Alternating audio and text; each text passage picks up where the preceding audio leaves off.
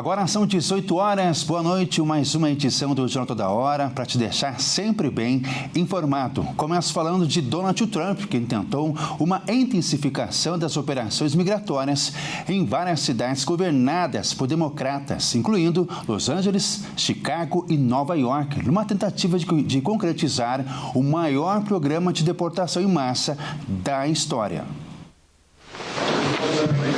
O presidente americano Donald Trump reforçou seu plano para realizar o maior programa de deportação em massa da história dos Estados Unidos. O republicano ordenou a intensificação de operações migratórias em várias cidades governadas por democratas, entre elas Los Angeles, Chicago e Nova York. O magnata afirmou que essas e outras cidades semelhantes são o núcleo central do poder democrata, em referência a uma desacreditada teoria da conspiração da extrema-direita, segundo a qual imigrantes irregulares votariam nas eleições norte-americanas em números significativos.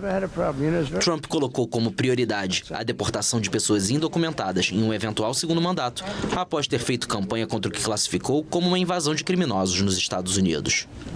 As recentes batidas do Serviço de Imigração e Controle de Alfândegas em Los Angeles desencadearam uma série de protestos, em sua maioria pacíficos, embora em alguns momentos tenham ocorrido episódios esporádicos de violência.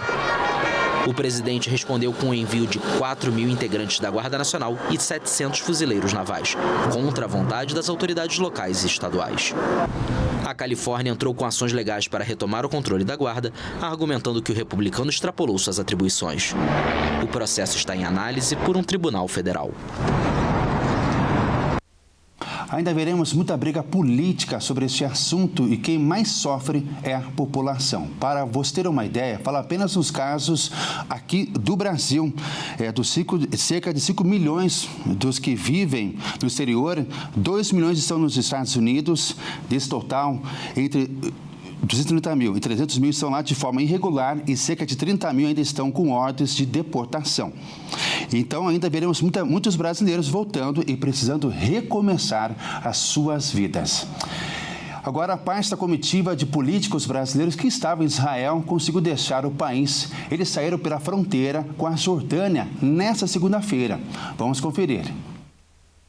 O grupo formado por gestores municipais brasileiros deixou Israel pela fronteira com a Jordânia, após ultrapassar a fronteira terrestre com o território israelense. Segundo a Confederação Nacional de Municípios, o grupo é formado 12 pessoas, entre prefeitos, vice-prefeitos, vereadores e secretários de diversos municípios brasileiros.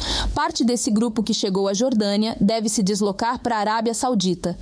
Um levantamento apontou que, ao menos 47 representantes brasileiros estão em solo israelense e o ritmo da retirada vai depender da escalada das tensões na região. Também há uma preocupação com os turistas.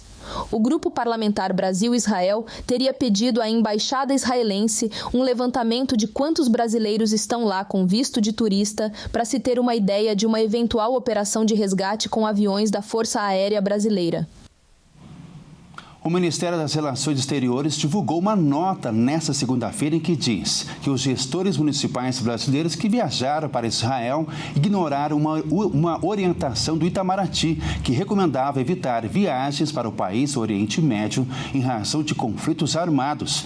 E mais cedo, nesta segunda, o senador de oposição, Carlos Viana, do Podemos, Minas Gerais, chamou de ausência absoluta do Itamaraty nas negociações para que as autoridades brasileiras deixassem a região em segurança. Eu fico por aqui, logo mais você confere o Jornal das 18h30 com Kleber Werneck. O Jornal Toda Hora retorna às 20 horas. Até mais. Tchau.